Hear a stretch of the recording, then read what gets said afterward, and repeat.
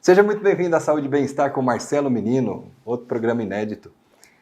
Ela é médica geriatra e tem um app especializado em diagnóstico de memória, que consegue monitorar o nosso cérebro e evoluções de como estão nossas atividades cerebrais, baseado em inteligência artificial. Seja muito bem-vindo, Juliana Peghini Senise. Obrigada, muito obrigada, Marcelo. É um prazer estar aqui com você. Que história é essa de usar uma inteligência artificial, um diagnóstico, um monitoramento? O que é isso? Conta pra gente, por favor. Todo mundo fala de inteligência artificial, né? Como algo, um bicho de sete cabeças ou algo negativo, mas na medicina ela tem muitas aplicações e muitas aplicações, obviamente, de maneira muito positiva.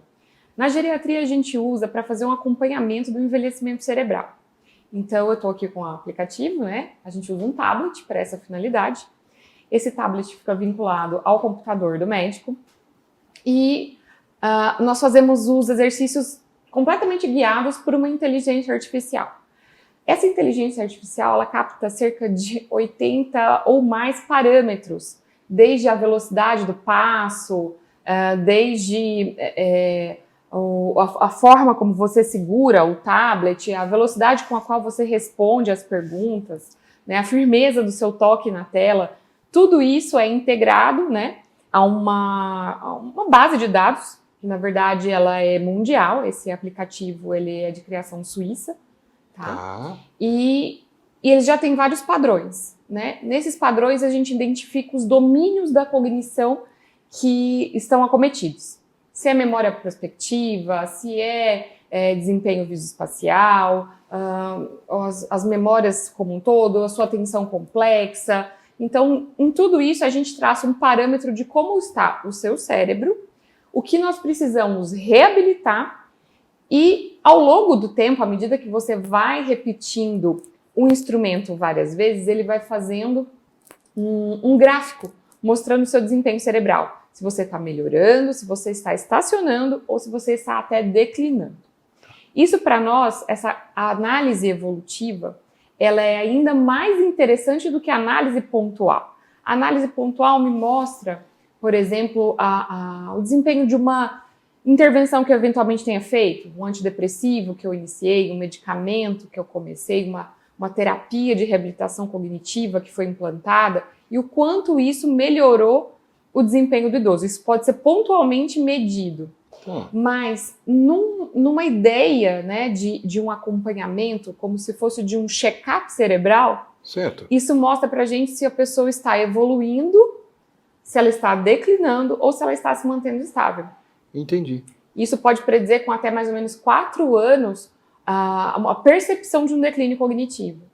Então isso pode ser mesmo um divisor de águas para a gente entrar de maneira contumaz com técnicas, né, vamos dizer assim, de reabilitação neuropsicológica e mudar aí desfecho de paciente mesmo. Então tem um divisor de águas aí, porque antes era mais a percepção do profissional ali. Hoje a gente tem uma inteligência artificial baseada numa rede mundial, é isso? Uns dados mundiais ali? Esses dados são mundiais. Esses dados mundiais, ele cria o que seria o parâmetro, o normal para o sexo, idade e escolaridade. Tá. E aí, baseado nesse parâmetro, nesse pool, né, eu classifico se o meu paciente está com desempenho acima, equivalente ou inferior a esse grupo em que ele se encontra. E você usa no seu consultório de geriatria isso? É o seu dia a dia? Eu uso no meu dia a dia. Uso no meu dia a dia. Isso me ajuda bastante, principalmente quando eu faço intervenções, né? Então eu avalio, eu fiz uma intervenção, atendi um paciente, o paciente às vezes tem lá um déficit de atenção. Sim. Então nós vamos estabelecer medidas para estimular o paciente nesse quesito cognitivo que ele apresentou dificuldade. Depois a gente faz o teste novamente e vê se ele teve ganho. Entendi. Então você tem primeiro um diagnóstico inicial, depois uma conduta e depois outra métrica. E aí você consegue... Ele me dá um parâmetro para eu entender o que o paciente pode estar apresentando, tá, como eu vou intervir e depois se a minha intervenção surtiu efeito ou não. É muito interessante. Você usa diariamente no seu... deixa eu perguntar, é um valor absurdo? Como funciona isso daí? Me desculpa, eu preciso saber. Não, eu cobro o valor de uma consulta, porque o tempo gasto não é um tempo irrisório, é uma ferramenta que leva aí em torno de 1 hora de aplicação, tá? Mas é um valor completamente acessível, o valor de uma consulta médica. Entendi. Então, o paciente ele vai exercitar isso junto na consulta. Isso. Você vai ter esse monitoramento cerebral, que aí você vai ter como se fosse um diagnóstico mesmo, de conduta. Você falou cognitivas, algumas... Isso, essas palavras, então, o Medicaid, né? Aí você falou, explica para mim. As habilidades cognitivas é tudo aquilo que um cérebro pode desenvolver. Isso. Habilidade de cálculo, habilidade de linguagem, atenção, a memória, tudo isso são habilidades cognitivas. Tá? Todos nós temos. E os indivíduos que têm um quadro neurodegenerativo, como por exemplo a demência de Alzheimer, ele pode ter queda em alguns desses domínios cognitivos. Entendi. Aí você já tem uma inclinação para diagnóstico. Exatamente. Ele não substitui as ferramentas hoje já existentes, como por exemplo a avaliação neuropsicológica com um neuropsicólogo habilitado para tal, os biomarcadores que hoje a gente tem no líquor, no sangue, tá? Todas essas ferramentas se complementam. Mas esta ferramenta, ela é um rastreio avançado. Perfeito. Entendeu? É para aqueles pacientes que eu preciso entender se é o momento ou não de eu ir para testes mais avançados, como por exemplo os biomarcadores séricos ou no líquor, né? Se é um paciente que eu vou ter que mandar para uma avaliação neuropsicológica completa. Então, ele é um grande triador. Antes a gente triava com testes no consultório, né? Sim. A gente mandava desenhar o reloginho, fazia algumas perguntas. Não que esses testes tenham caído em completo desuso, jamais. Sim. Porém, isso daqui é como se eu tivesse apertado o furo da peneira. Eu peneiro melhor quais são esses pacientes. Muito bom. Aqui a gente criou então um ambiente para poder trabalhar com o aplicativo, né, de avaliação por inteligência artificial. Ele usa uma realidade expandida, então ele precisa de uma realidade real, né, física, e ele cria uma realidade virtual. Então, vamos lá. Ele primeiro faz um tutorial, né, e aí a gente vai para os testes. Então, usando o dedo indicador, trace o caminho da forma abaixo mais precisa possível.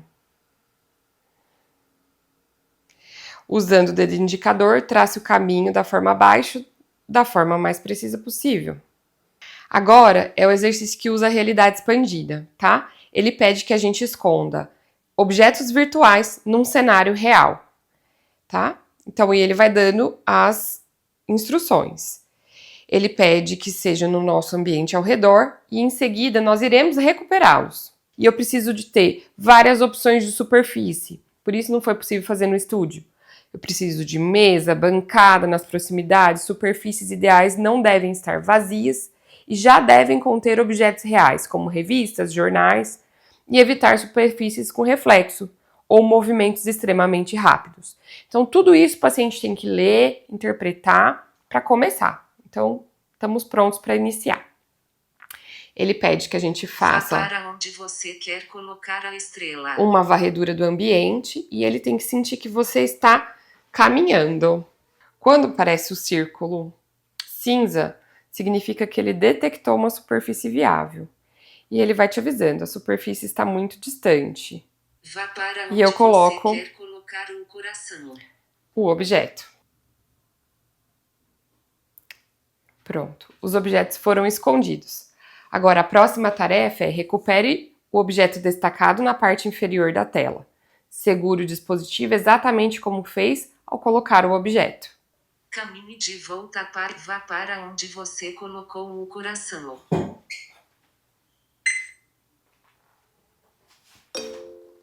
Objeto encontrado. Vá para onde você colocou o ursinho. Vá para onde você colocou a estrela.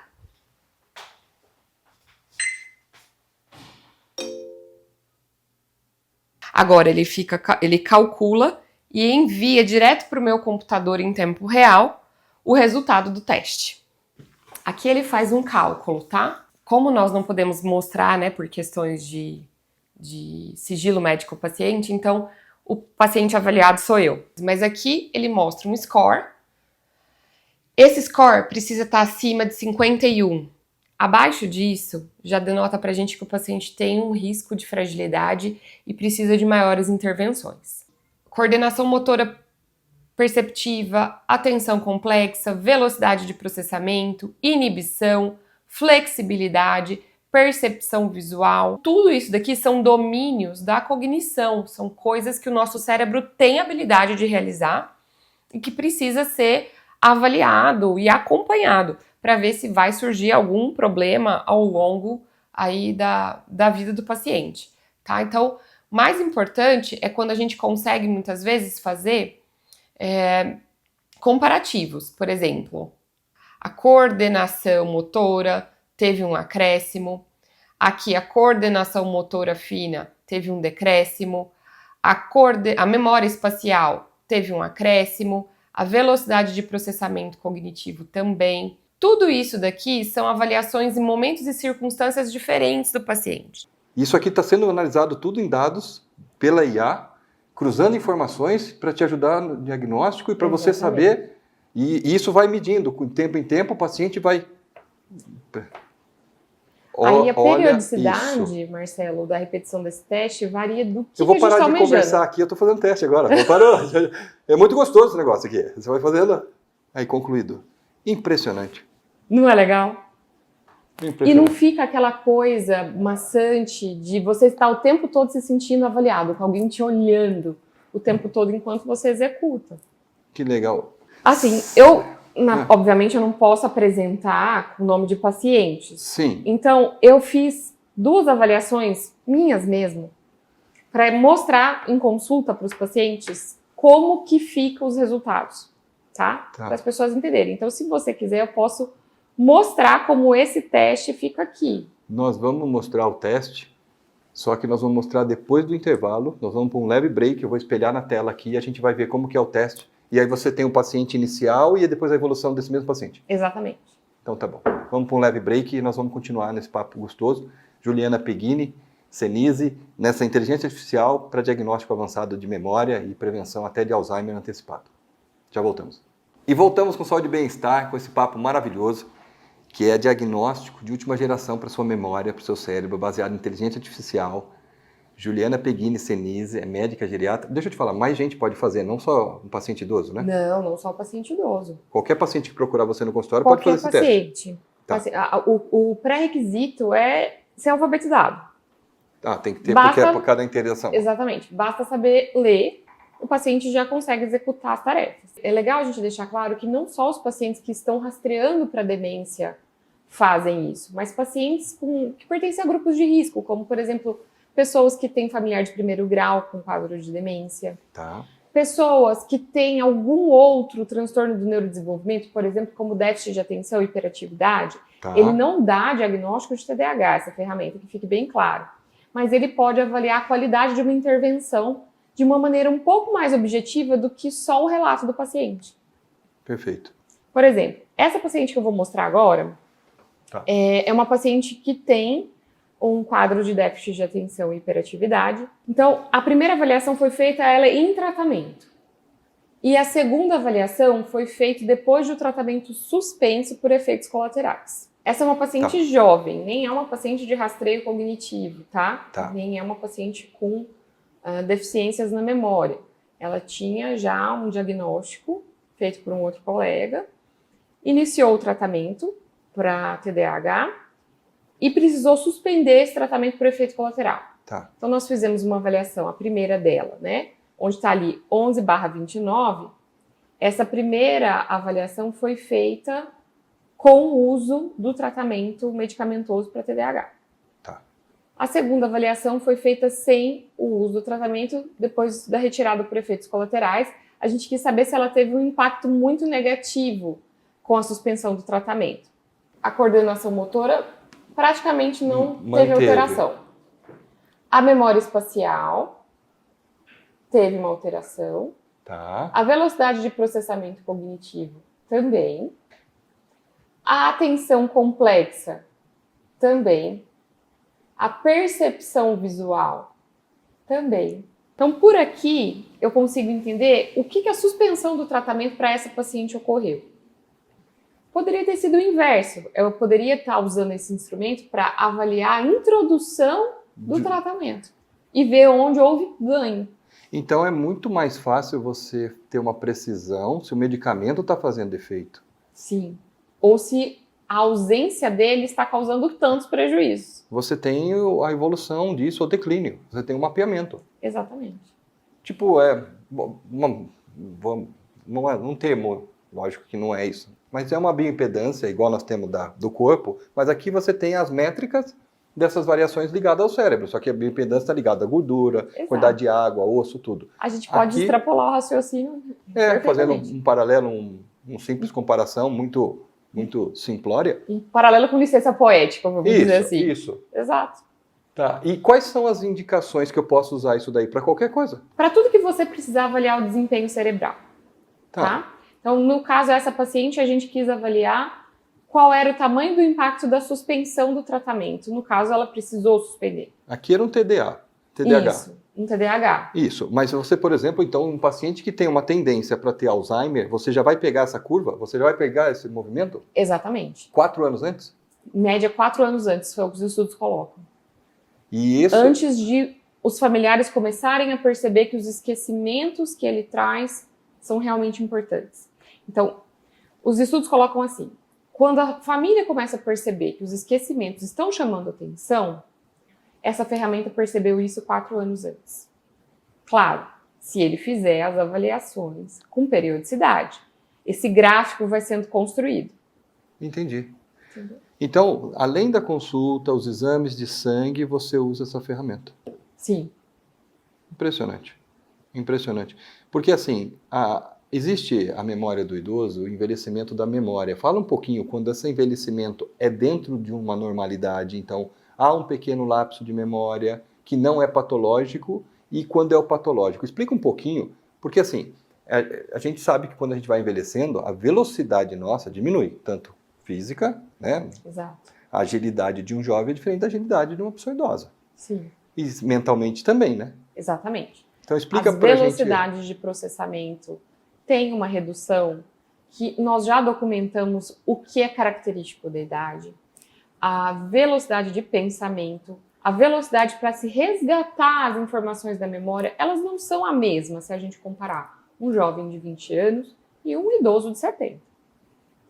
Então, existe vamos dizer assim, um pool mesmo de sexo, idade e escolaridade para essas coisas. Então, se a gente estiver falando de um idoso, né, que tem um curso superior, que ainda trabalha, ele vai ter um desempenho. Se a gente estiver falando de um idoso que não recebe estimulação, não faz uma leitura, não faz uma atividade física, ele vai ter um outro desempenho. Porém, existe isso ainda dentro de uma normalidade. Então, nós temos um grupo onde isso está dividido, porém, se isso começa a sair desses parâmetros, nós estamos falando, então, de um paciente doente. Então, essa ferramenta me ajuda a entender quando eu estou falando de um paciente que está ainda dentro de um normal para aquele grupo em que ele se encaixa, Entendi. De sexo, idade e escolaridade. Perfeito. Ou quando ele está destoando desse grupo. Que legal que é pelo grupo, né? Porque, por exemplo, se for um teste genérico, né? Tipo, tem uma pessoa que já tem um pós-doc em matemática. Exato. E tem uma outra pessoa que infelizmente, num país muito pobre, não teve condições de chegar na 4ª série. Exato. Então, existe diferença ali de raciocínio, mas você sabe pelo grupo. Exato. Se ele está dentro daquele parâmetro ou não. Porque não seria justo, né? Comparar alguém... Não é. Então, por isso que eu vejo um grande divisor de águas essa ferramenta. Sim. Eu quero fazer uma pergunta também, que nós estamos indo para a reta final. Nós vamos deixar na tela aqui o nome, o telefone do consultório da doutora Juliana Peghini Senise. Quem quiser fazer esse teste, quem tem talvez um parente que é indicado fazer isso, vocês perceberam pelo programa, a doutora trouxe exatamente isso para a gente, uma ferramenta de última geração. Eu queria que você me explicasse assim, vamos supor que você falou 4 anos antes, o paciente você percebe que está tendo uma indicação, esse paciente é propenso a ter o Alzheimer. Uhum. E aí nós estamos lá, você percebeu essa indicação. Tem alguma coisa que você já sugere no consultório para prevenção? Tem. A avaliação médica ela é ampla, então desde exames de sangue para a gente identificar se esse indivíduo não tem uma hipovitaminose de B12, um hipotireoidismo, se ele tem, por exemplo, distúrbios do sono, né? Você já passou um programa aqui que você falou a respeito da apneia obstrutiva do sono e todos os impactos negativos. Ela entra, assim, num rastreio bem formal, ela dá deficiência de memória.